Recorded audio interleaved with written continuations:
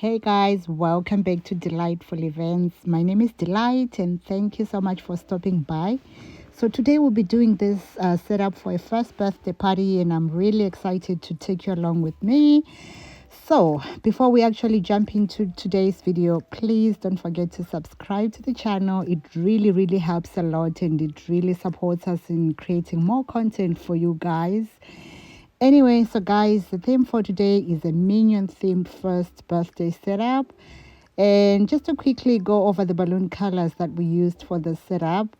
So all the balloons here were double stuffed. So I did put some blue balloons inside the white ones and the pink one inside the white, as well as the yellow one. It was also inside the white one. I know a lot of people say when you're double stuffing, you're actually using double the amount of balloons. Yes, it's true. But to me, when I double stuff my balloons, it kind of gives them that softer color tone. And I absolutely love how these colors actually turned out together. So this setup was a little different from our usual events because it was actually held at a cinema. So whilst the clients and the guests were busy watching the movie, I was just setting everything up in the cafe area inside the cinema, just in another room that was slightly closer to the cinema. So the timing was really important for the setup. I had to actually make sure that by the time these guys finished watching the movie, everything was ready and looking beautiful. So, since I didn't have a lot of time, preparation was also very important to me. Guys, to help save time, I already had my small 5-inch balloons attached to my big clusters before arriving at the venue. So I just made sure that they were attached a little bit loose, like loosely enough so that I can actually still move them around and adjust them during the setup. And this honestly saved me so much time. Yeah, and one more thing, I actually didn't want this garland to look too thin. So I made sure that the clusters were packed nicely with enough balloons just to give it that fuller or a more balanced look. I don't know what you call it. And as usual, I focused on building the shape first and then I started filling in the areas that actually needed a bit more volume. You actually see it at the end of the video. Yeah, and little preparation tips like this can actually make a huge difference, especially when you are working under pressure or when you don't have a lot of time to actually do your setup.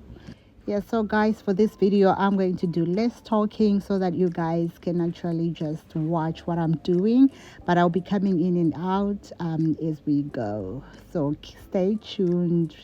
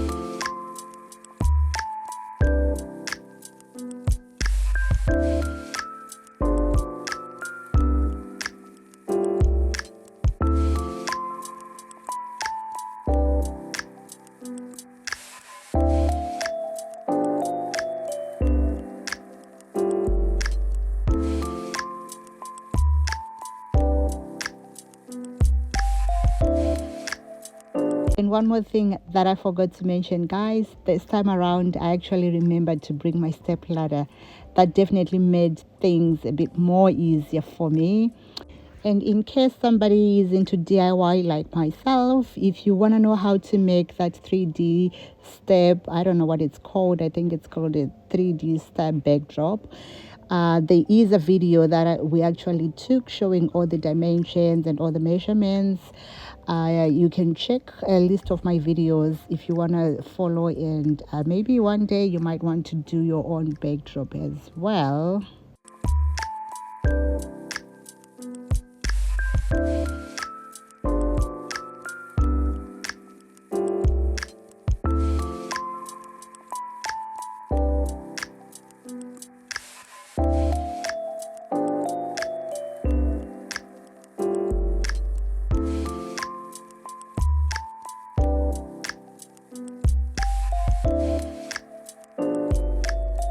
You obviously notice that in some parts of the video my head is actually cut off and I'm not fully showing on camera. I was so focused on getting everything done that I completely forgot to actually keep checking my camera positioning. And by the time I realized, well, I was already editing. That's when I realized. But that's really set up life for you. Sometimes you're just too logged in and you're actually too focused on the work that you actually forget to check all these other finer details. Anyway, I continued adding more balloons, and then once I finished the main garland, I just decided to add one or two things extra just to try and buff up the actual setup.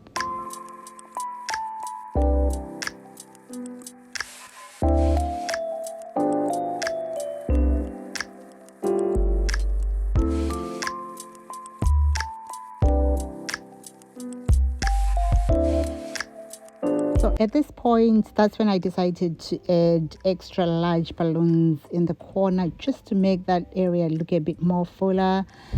And that small detail actually made a big difference, especially in photos and in person. After that, I then went on to find the actual right placement of it just to make sure that it doesn't look well too lost. One thing about me, I'm personally not a huge fan of lights in setups. That's just my own preference. I feel like sometimes, like when you take photos, lights can affect the color balance and the setup doesn't always photograph the way it looks in person. So even though lights can actually look really beautiful in life, I personally prefer a cleaner look without too much lighting. And guys, a very big shout out to the birthday girls for now. They all turned up. They did all the preparations. They worked on the tables. Everything was quite personalized and it looked really, really well. Well done, guys. The tables looked really great. Everything just complemented each other so well and all the colors blended perfectly. The final result came out so beautiful. The cake was really big and it looked amazing. And anyway, guys, I'll leave you to enjoy the rest of the video. Sit back, relax, and watch the final details come together. Thank you so much, guys, for watching. Thank you so much for supporting Delightful Events. And if you haven't subscribed yet, please don't forget to subscribe to our channel. It really, really means a lot to us. Stay tuned for the next video and have a very, very blessed day. Bye for now.